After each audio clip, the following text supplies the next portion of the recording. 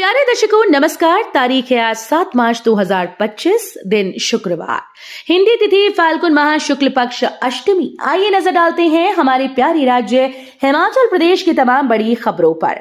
Video शुरू करने से पहले कमेंट बॉक्स में जय हिंद लिखकर हमें सपोर्ट करें और हाँ, वीडियो को पूरा जरूर देखें क्योंकि इस वीडियो में हम जानेंगे बिजली, पानी, मौसम, सरकार के नए नियम, ऐलान। तो चलिए शुरू करते हैं। मुख्यमंत्री सुखविंदर सिंह सुक्खू बोले, हिमाचल में 12वीं के बाद कराया जाएगा अब बीएड कोर्स।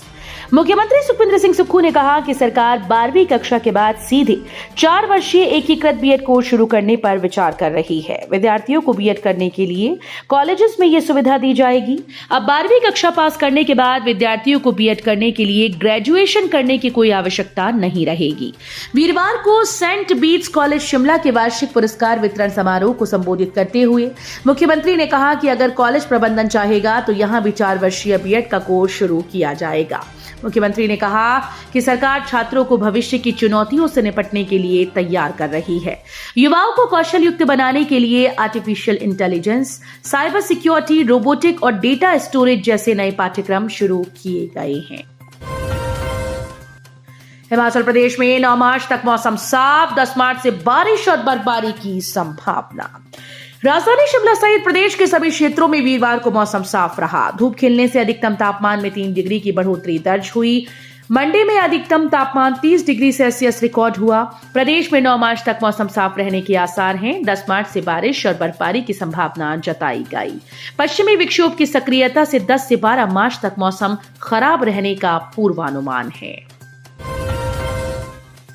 हिमाचल की बेटी ललिता को दिल्ली में सम्मान। खेल में शानदार प्रदर्शन को लेकर दिया गया अहिल्याबाई होलकर पुरस्कार। जिला सिरमौर के शिलाई विधानसभा क्षेत्र की राष्ट्रीय कबड्डी खिलाड़ी ललिता ठाकुर को दिल्ली में लोकमाता अहिल्याबाई होलकर राष्ट्रीय पुरस्कार से सम्मानित किया गया।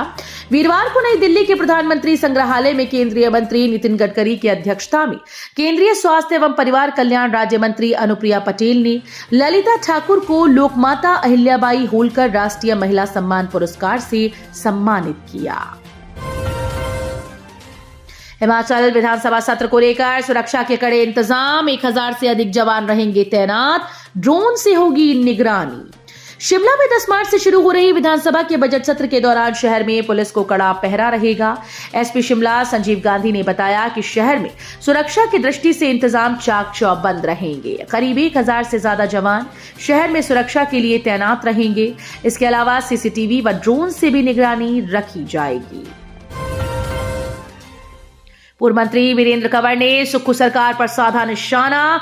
बोले, हिमाचल में फैल रहा जंगल राज, हर दिन हो रही निर्मम हत्याएं। हिमाचल प्रदेश में कानून व्यवस्था को लेकर भाजपा ने सुक्खू सरकार पर हमला बोला।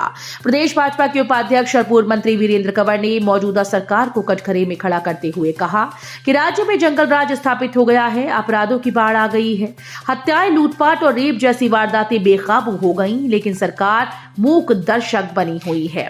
उन्होंने आरोप लगाया कि सुक्खू सरकार हर मोर्चे पर विफल हो चुकी है। वीरेंद्र कंवर ने कहा कि बीते कुछ समय में प्रदेश में अपराध का ग्राफ तेजी से बढ़ा है। उन्होंने सरकार की आर्थिक नीतियों पर भी सवाल उठाते हुए कहा कि बीते 6 महीने से प्रदेश के हजारों वृद्धजनों को पेंशन नहीं मिली है। शिक्षा मंत्री ने केंद्र से हिमाचल में क्षेत्रीय शिक्षा संस्थान और आपदा प्रभावित स्कूल्स के लिए मांगा राहत पैकेज। शिक्षा मंत्री रोहित ठाकुर ने केंद्रीय शिक्षा मंत्री धर्मेंद्र प्रधान के साथ एक बैठक की। इस बैठक में हिमाचल में शिक्षा के लिए प्रदेश सरकार के द्वारा उठाए गए कदमों के साथ हिमाचल में शिक्षा व्यवस्था मजबूत करने सहित कई मुद्दों पर विस्तार से चर्चा की गई। शिक्षा मंत्री ने शिक्षकों को बेहतर प्रशिक्षण और अनुसंधान को बढ़ावा देने के लिए हिमाचल में क्षेत्रीय शिक्षा संस्थान की स्थापना का प्रस्ताव रखा। शिक्षा मंत्री ने हिमाचल के स्कूल्स में मिड डे मील वर्कर्स की संख्या व इनका मानदेय बढ़ाने का मामला केंद्रीय मंत्री के सामने रखा। मौजूदा समय में वर्कर्स और छात्रों 1:25 के अनुपात से वर्कर्स की नियुक्ति की जाती है। शिक्षा मंत्री ने कहा कि हिमाचल जैसे दुर्गम पहाड़ी परिस्थितियों को देखते हुए ये अनुपात पर्याप्त नहीं है, इसे 1:15 किया जाना चाहिए। चंबा तीसा मार्ग पर इंड नाले के पास दर का पहाड़, वाहनों की अदला बदली कर गंतव्य तक पहुंचे लोग। चंबा तीसा मार्ग पर इंड नाले के समीप पहाड़ दरकने से काफी मलबा सड़क पर आ गिरा, जिसके चलते मार्ग यातायात के लिए अवरुद्ध हो गया। भूस्खलन के चलते वाहन चालकों व यात्रियों को काफी मुश्किलें उठानी पड़ी। जानकारी के अनुसार वीरवार को दोपहर 2 बजे इंडनाले में अचानक भूस्खलन हो गया। इससे सड़क के दोनों ओर वाहनों की कतारें लग गई। भारी चट्टानें सड़क पर गिरने के कारण इतनी सी भी जगह नहीं बची थी कि दोपहिया वाहन गुजर सकें। इस कारण लोगों को वाहनों की अदला बदली कर गंतव्य तक पहुंचना पड़ा। ड्राइवर कंडक्टर यूनियन का निगम प्रबंधन को 3 दिन का अल्टीमेटम, फिर होगा चक्का जाम। वित्तीय लाभों की अदायगी को लेकर एचआरटीसी चालकों व परिचालकों ने प्रदेश सरकार व निगम प्रबंधन के खिलाफ मोर्चा खोल दिया। ड्राइवर व कंडक्टर यूनियन ने सड़क व निगम प्रबंधन को 3 दिन का और समय दिया है और कहा कि यदि 3 दिन के भीतर सभी प्रकार के वित्तीय लाभों की अदायगी सरकार व निगम प्रबंधन नहीं करता तो चालक परिचालक 72 घंटे की हड़ताल पर चले जाएंगे और इस दौरान चक्का जाम करेंगे। राज्यपाल श्री प्रताप शुक्ल बोले, हर कॉलेज छात्र को नशा न करने का देना होगा शपथ पत्र। राज्यपाल श्री प्रताप शुक्ल ने कहा कि विश्वविद्यालय के साथ कॉलेजेस में नए शैक्षणिक सत्र से प्रवेश लेने वाले हर छात्र को नशा न करने को लेकर शपथ पत्र अनिवार्य रूप से देना होगा। विश्वविद्यालय और कॉलेज प्रशासन अभिभावकों को ईमेल नशे से बच्चे को बचाने को लेकर जागरूक करने का काम करेंगे। ये बात उन्होंने हिमाचल प्रदेश विश्वविद्यालय कोड की 35वीं बैठक की अध्यक्षता करते हुए कही। शुक्ल ने कहा कि हिमाचल प्रदेश विश्वविद्यालय को पुनर्प्रतिष्ठापित करने के लिए मिलकर काम करें। उन्होंने कहा कि नशा गंभीर समस्या है, इसके लिए कॉलेज स्तर पर कार्य करने की जरूरत है।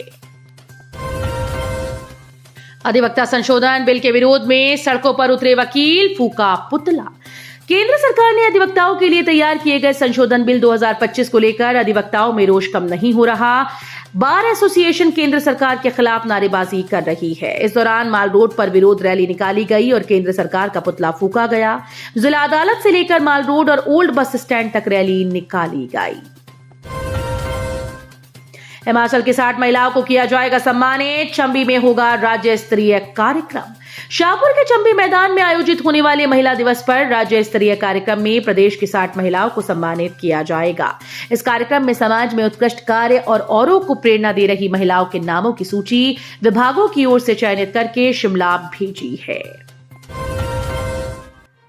जगत प्रकाश नड्डा बोले, मैं स्वास्थ्य मंत्री हूं, आंखें ठीक कर सकता हूं पर रोशनी नहीं दे सकता।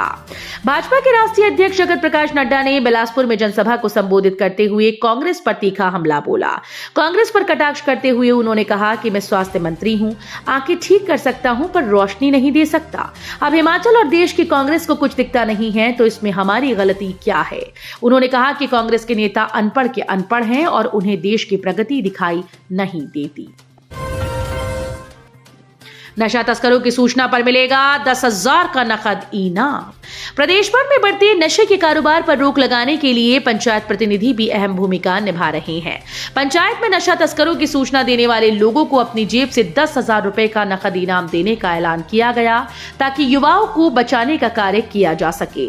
पंचायत के साथ लगती सीमा पर भी यदि कोई तस्करों के खिलाफ सूचना देता है तो सूचना देने वाले व्यक्ति को मौके पर सम्मानित किया जाएगा। 10वें दिन भी जारी रही पटवारी व कानूनगो की पेन डाउन स्ट्राइक। संयुक्त पटवारी व कानूनगो संघ 10वें दिन भी अपनी मांगों को लेकर पेन डाउन हड़ताल पर बैठा है। बीती 25 फरवरी से लेकर अब तक राजस्व कर्मियों ने अपने कार्यालय में प्रवेश नहीं किया, जिसके चलते राजस्व संबंधी सारे कार्य प्रभावित हो रहे हैं। प्रदेश के प्रथम डीजीपी पंचतत्व में विलीन, राजकीय सम्मान के साथ दी अंतिम विदाई। हिमाचल प्रदेश के प्रथम व भूतपूर्व पुलिस महानिदेशक स्वर्गीय इंद्र भगत नेगी का वीरवार को उनके पैतृक गांव सांगला में राजकीय सम्मान के साथ अंतिम संस्कार किया गया। इस अवसर पर जिला किन्नौर प्रशासनिक अधिकारियों ने उनके पैतृक गांव सांगला पहुंचकर उन्हें श्रद्धांजलि अर्पित की। तो ये थी आज की फटाफट खबरें। हम मिलेंगे अगले बुलेटिन में, तब तक के लिए धन्यवाद। जय हिंद।